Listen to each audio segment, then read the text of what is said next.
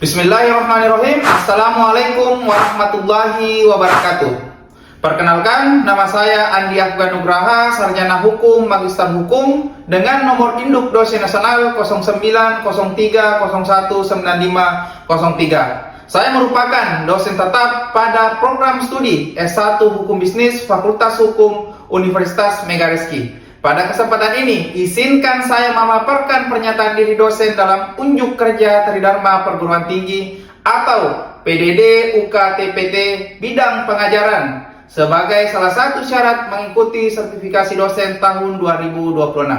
Pada kesempatan ini, saya akan mempresentasikan terkait mata kuliah yang saya ampu sesuai dengan bidang keilmuan saya, yaitu mata kuliah Hukum Perdata. Mata kuliah ini ditujukan bagi mahasiswa program studi S1 Hukum Bisnis semester 2 dengan kode mata kuliah IW 22 GSH 213422 berbobot 4 SKS, diselenggarakan dengan 16 kali pertemuan yang terdiri dari 14 kali pertemuan materi dan 2 kali ujian yang terdiri dari UTS di pertemuan ke-8 dan ujian akhir semester pada pertemuan ke-16. Mata kuliah Hukum Perdata merupakan salah satu mata kuliah dasar dan fundamental dalam ilmu hukum. Adapun CPMK atau capaian pembelajaran mata kuliah ini adalah sebagai berikut. Yang pertama, mahasiswa mampu menguasai tentang konsep hukum perdata dan perkembangan hukum perdata sejak masa kolonial hingga kemerdekaan. Yang kedua, mahasiswa mampu menguasai dan menjelaskan tentang hukum orang, hukum keluarga, dan hukum perkawinan. Yang ketiga, mahasiswa mampu menjelaskan dan mengidentifikasi tentang hukum benda dan hak-hak kebendaan. Yang keempat, mahasiswa mampu menguasai dan menjelaskan hukum waris, wasiat, dan hibah. Yang kelima, mahasiswa mampu memahami dan menjelaskan tentang perikatan dan perjanjian. Yang keenam, mahasiswa mampu memahami dan menjelaskan tentang hukum pembuktian dan daluarsa. Melalui mata kuliah ini, mahasiswa diharapkan tidak hanya mampu memahami konsep teoritis, tetapi juga memiliki kemampuan untuk mengidentifikasi isu hukum, menganalisis permasalahan hukum secara kritis, menemukan dasar hukum yang relevan, serta memberikan argumentasi yang logis dan sistematis. Pada perkuliahan ini kita akan mempelajari pokok-pokok bahasan yang meliputi: yang pertama, konsep hukum perdata, selanjutnya hukum orang, badan hukum, hukum keluarga, hukum perkawinan, hukum benda, hak-hak kebendaan, hukum waris, hukum wasiat, hukum perikatan dan perjanjian, prestasi dan uang prestasi, perbuatan melanggar hukum, keadaan memaksa, atau yang biasa diistilahkan sebagai overmah. Adapun metode yang digunakan dalam pembelajaran ini adalah DIA, Delivery, Interaction, dan Assessment. Yang pertama adalah delivery atau penyampaian. Materi disampaikan kepada mahasiswa dengan metode hybrid, daring dan luring. Penyampaian materi dilakukan dengan berbagai cara, seperti ceramah, diskusi kelompok, simulasi, studi kasus, pembelajaran kolaboratif, pembelajaran berbasis masalah, presentasi, maupun pemutaran video. Bahan materi dapat berupa PPT, PDF, maupun esai yang dapat diakses mahasiswa pada LMS My Unimers. Untuk memenuhi kegiatan di kelas, saya menggunakan berbagai literatur seperti yang Anda dapat lihat di samping. Yang salah satu di antaranya merupakan buku referensi yang saya susun bersama dengan penulis lain, kemudian didukung dengan referensi penunjang yang dapat berupa jurnal, yang salah satunya merupakan jurnal penelitian yang saya tulis sendiri, serta jurnal nasional maupun jurnal internasional yang memiliki kaitan. Kemudian yang kedua, interaction. Sistem interaction yang saya implementasikan di kelas adalah Student Central Learning, yaitu sistem pembelajaran yang menempatkan mahasiswa sebagai pusat dari proses pendidikan yang berfokus pada kebutuhan, kemampuan, serta minat dan gaya belajar mahasiswa. Tujuannya untuk meningkatkan partisipasi aktif, pemahaman mendalam, dan mengembangkan keterampilan kritis. Jadi, dalam menerapkan pembelajaran Student Central Learning, saya menerapkan interactive learning, di mana dalam memaparkan materi, dosen dan mahasiswa aktif bertanya. Kemudian, pembelajaran kolaboratif melalui fokus group discussion, yaitu studi kasus, isu-isu hukum terkini, untuk kemudian dianalisis dan didiskusikan secara berkelompok. Selanjutnya, pembelajaran berbasis masalah. Mahasiswa diberikan masalah hukum nyata yang kemudian harus diselesaikan agar membantu mahasiswa memahami hukum dalam dimensi teoritis maupun faktual. Adapun platform yang saya gunakan yaitu LMS yang dapat diakses melalui myuniverse.ac.id serta aplikasi dalam hal ini LMS yaitu Edlink. Platform tersebut digunakan untuk mengisi presentasi kelas, mengakses materi perkuliahan, mengerjakan kuis, dan submit tugas yang telah diberikan. Kemudian yang ketiga, yaitu asesmen atau penilaian adalah sebuah tahap untuk mengukur atau mengevaluasi sejauh mana pemahaman mahasiswa terhadap materi yang telah dipaparkan, serta untuk memberikan umpan balik dan konstruktif secara objektif dan transparan. Untuk asesmen ini sendiri, sistem penilaian dilakukan dengan 4 komponen, yaitu yang pertama, keaktifan mahasiswa dengan bobot 20%, 30% tugas dan diskusi, 20% ujian tengah semester, dan 30% untuk ujian akhir semester, sesuai dengan kontrak perkuliahan yang telah diberikan. Demikianlah pemaparan 3 aspek yang saya terapkan dalam proses pembelajaran yang saya lakukan yang terdiri dari delivery, interaction, dan assessment atau sering disingkat DIA. Selanjutnya saya tampilkan cuplikan video pembelajaran di kelas. Bismillahirrahmanirrahim. Assalamualaikum warahmatullahi wabarakatuh. Waalaikumsalam warahmatullahi wabarakatuh. Bagaimana kabarnya hari ini? Sehat? Sehat. Saya ingin jawaban yang paling lantang dari kalian. Ketika saya katakan apakah Anda siap untuk belajar, katakan siap sekeras-kerasnya. Apakah Anda siap untuk belajar? Siap. Oke, saya ingin sedikit merefresh ingatan kita supaya ada sinkronisasi antara pertemuan sebelumnya dengan pertemuan hari ini. Kira-kira kita sudah ada di pertemuan ke-9. Kemarin di minggu lalu kita mengadakan UTS di pertemuan ke-8. Sebelum UTS itu ada pertemuan ke-7, yang dimana pertemuan ke-7 kita bahas tentang hak kebendaan dan bagaimana proses peralihan hak kebendaan itu. Ada yang bisa memberikan sedikit pandangan atau mencoba mengingatkan kita semua apa-apa yang sudah kita pelajari, yang sudah kita diskusikan pada pertemuan ke-7 terkait hak kebendaan dan proses peralihannya. Dalam proses hak kebendaan, kira-kira ada berapa metode yang bisa digunakan? Atau beralihnya hak kebendaan tersebut disebabkan karena hal-hal apa? Siapa kira-kira bisa memberikan pandangan tentang itu? Silakan. Nama siapa? Perkenalkan, nama saya Suleha. Ya, silakan Suleha. Itu livering dan pewarisan. Livering itu contohnya seperti apa? Seperti penyerahan, seperti jual beli. Oke, betul yang Anda katakan Suleha.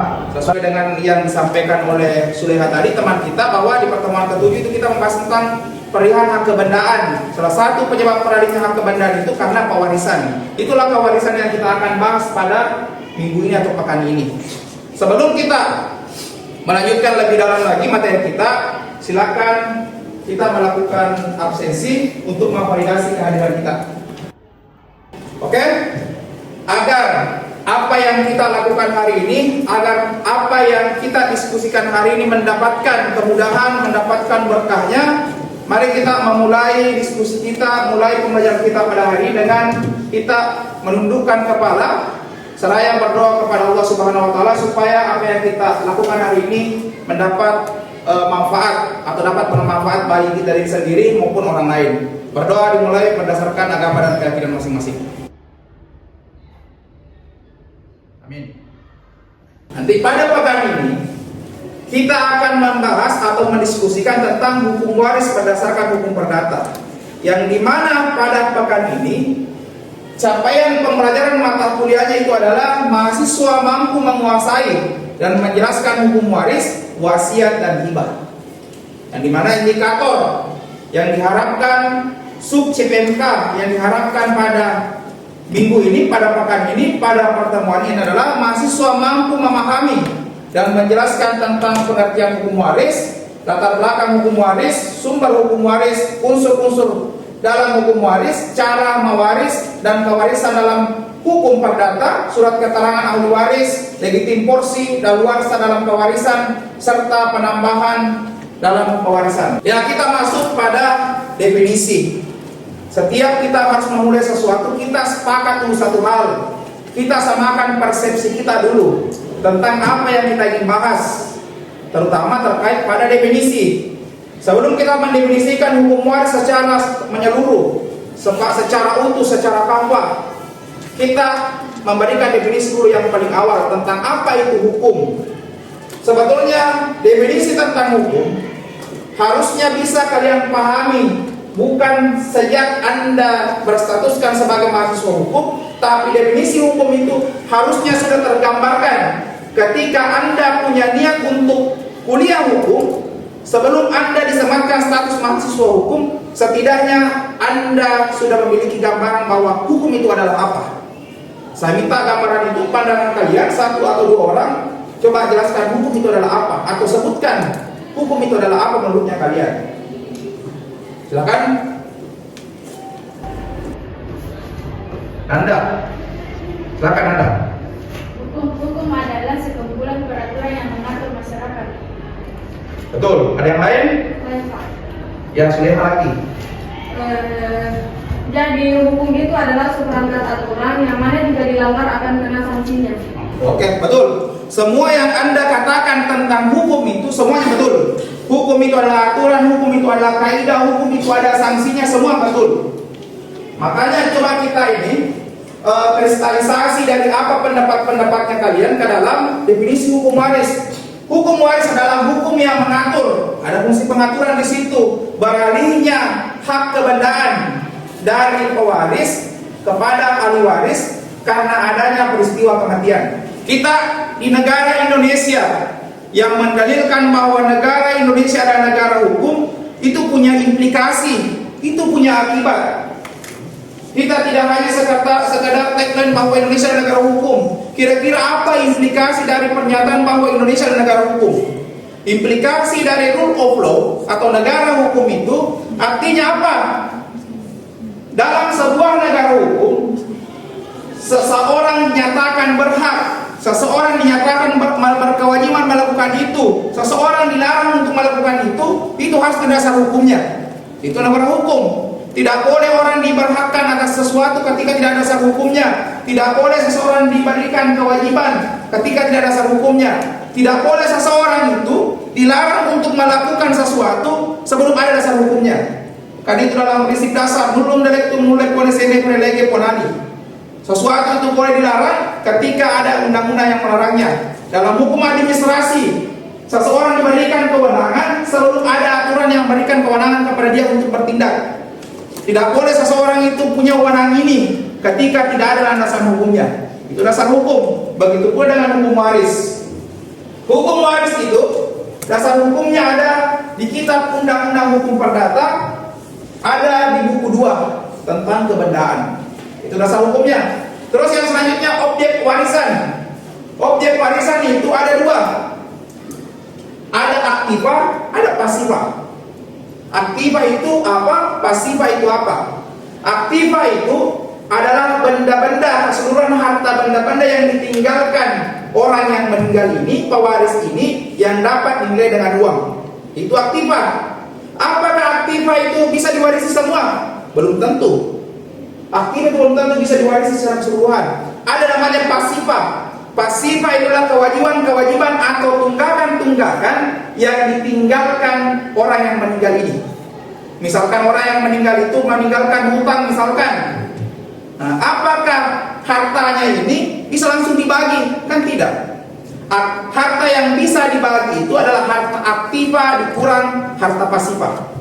Berarti harta bersih, harta keseluruhannya dikurangi harta pasifanya, itu berkaitan kalau misalkan ada hutangnya, ada tunggakannya, dibayarkan dulu. Sisa dari pembayaran kewajiban yang ditinggalkan itu, itulah harta yang bisa diwarisi. Harta bersih ceritanya, maka harta warisan itu ada 2, aktiva dan pasiva. Unsur utama pewarisan itu harus ada 3 indikator ini. Tidak boleh kurang, tidak boleh hilang salah satunya. Dia merupakan satu kesatuan. Dia merupakan satu kesatuan. Apa itu? Yang pertama adalah harus ada pewaris, harus ada ahli waris, harus ada harta yang ditinggalkan. Pewaris itu perlu kita perjelas dulu. Pewaris itu adalah orang yang meninggal, orang yang punya harta, ini yang meninggal. Ahli waris itu adalah orang yang menerima harta warisan itu. Terus yang kedua jelas harta bendanya. Jadi harus ada ketiga-tiganya ini. Tidak mungkin kewarisan itu terjadi kalau salah satunya tidak ada. Contohnya seperti apa? Ada pewarisnya, ada orang yang meninggal, ada ahli waris, tapi tidak ada harta. Apakah yang ditinggalkan? Kan tidak bisa terjadi kewarisan. Maka harus ada 3 indikator ini. Nah, ini golongan ahli waris. Dalam hukum perdata ada 4 golongan. Sebelum saya masuk ke sini, saya akan gambarkan sedikit supaya kita bisa memahami secara komprehensif bahwa hak kewarisan itu diperoleh dari mana, macam-macamnya apa. Sebelum saya masuk pada bagian itu, kita kan pada pertemuan sebelumnya sudah belajar tentang hukum perjanjian atau perikatan.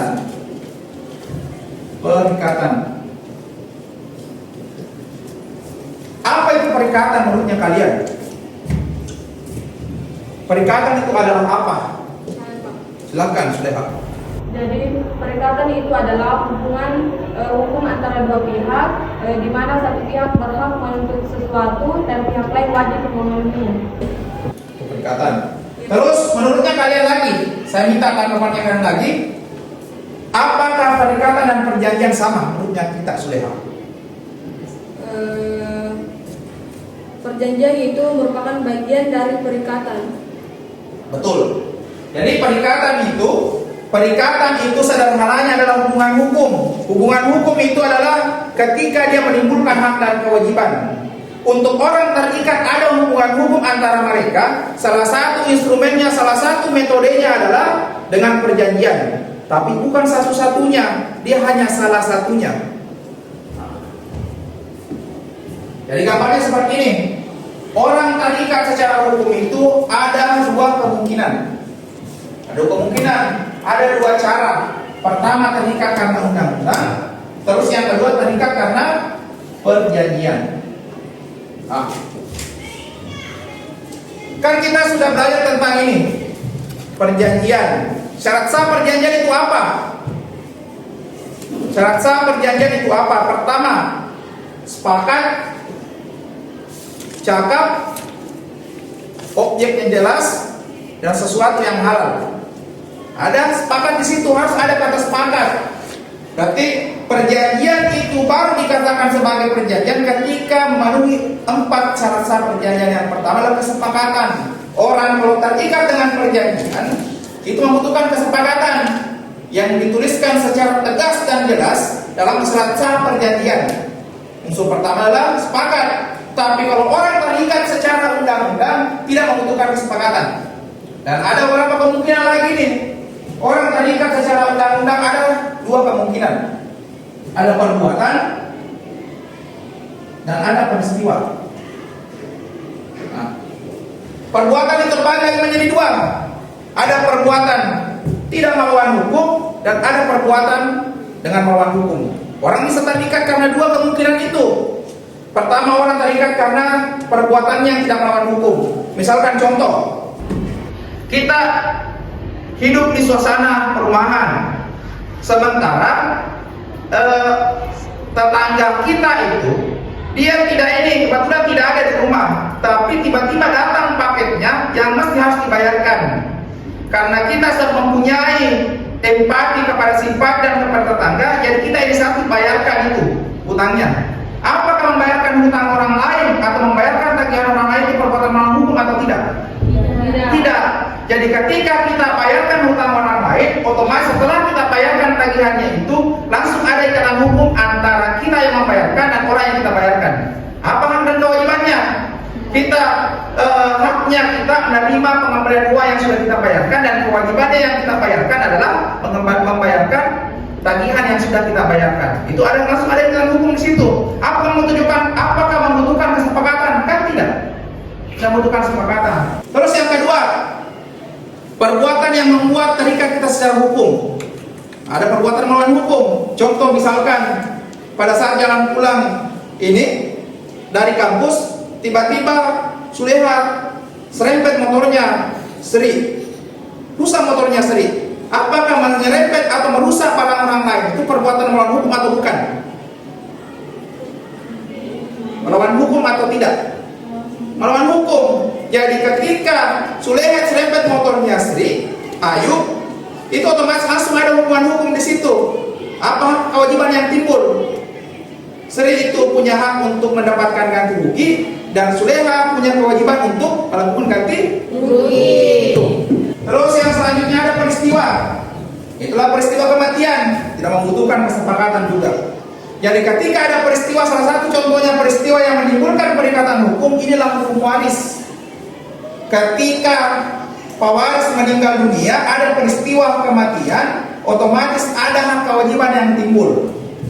Ahli waris punya hak untuk mewarisi, tapi di sisi lain ahli waris punya kewajiban juga untuk menyelesaikan tunggakan-tunggakan atau kewajiban-kewajiban hutang yang ditinggalkan oleh pewaris yang kita bahas tadi, aktiva dan pasifa, hak yang ditinggalkan. Perikatan itu lahir karena dua hal. Pertama karena undang-undang, dia tidak membutuhkan kesepakatan. Terus yang kedua, perikatan lahir karena perjanjian. Itu membutuhkan kesepakatan. Saya tidak usah jelaskan terlalu ini. Perjanjian tertulis dan tidak tertulis, akta otentik dan underhand, itu sudah kita pelajari di pertemuan sebelumnya. Mirip dengan ini, kewarisan itu juga diperoleh dua hal. Ada namanya ahli waris AB intestato,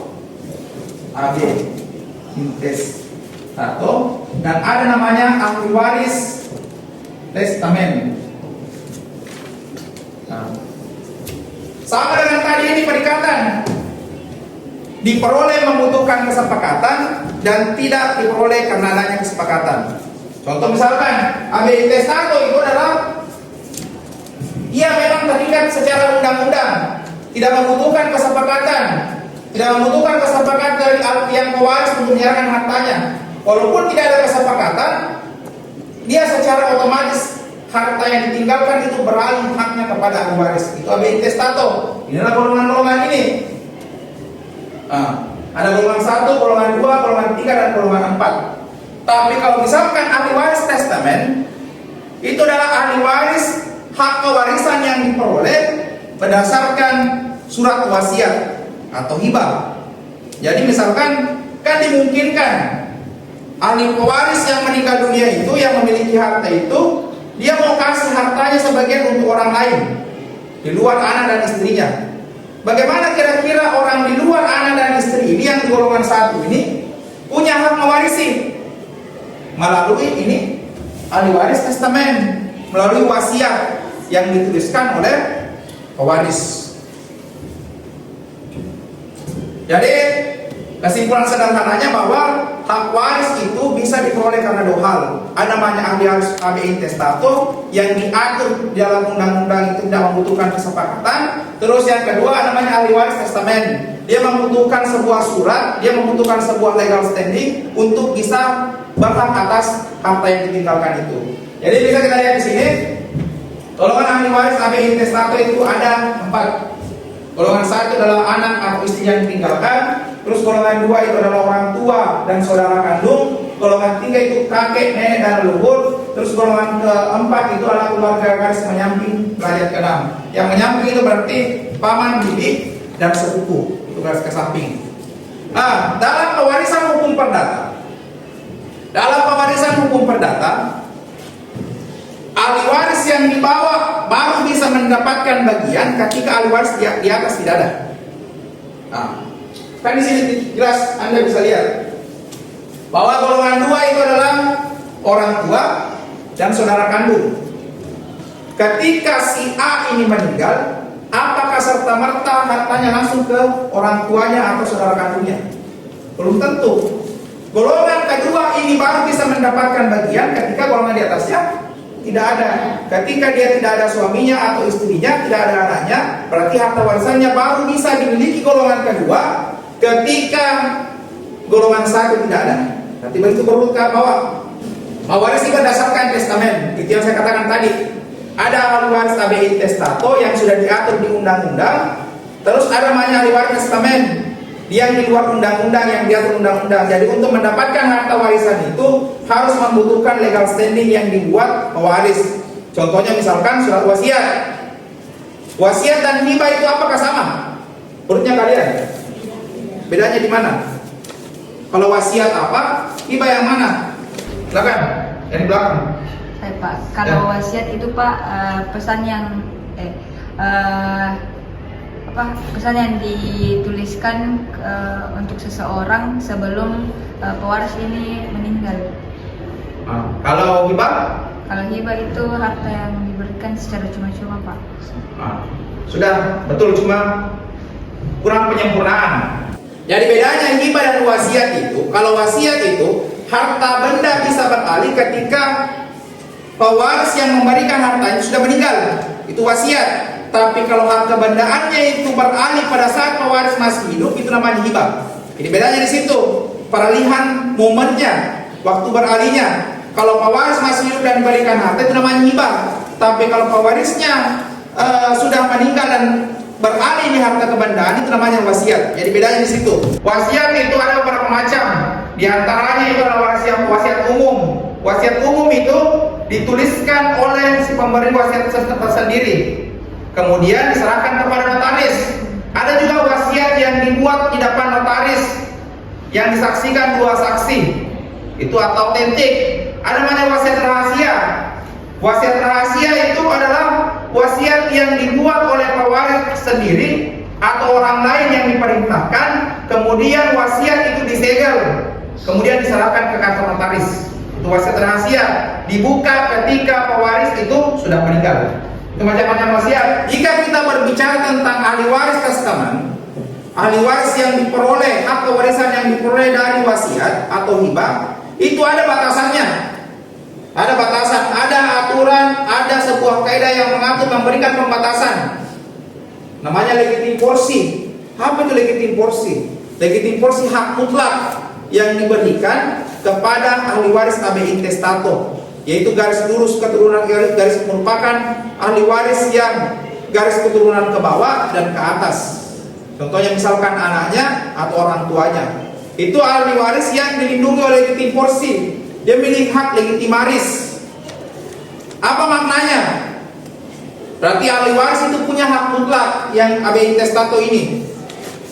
Apa kira-kira maknanya hukum melindungi, membatasi bahwa harus ada hak legitim porsi?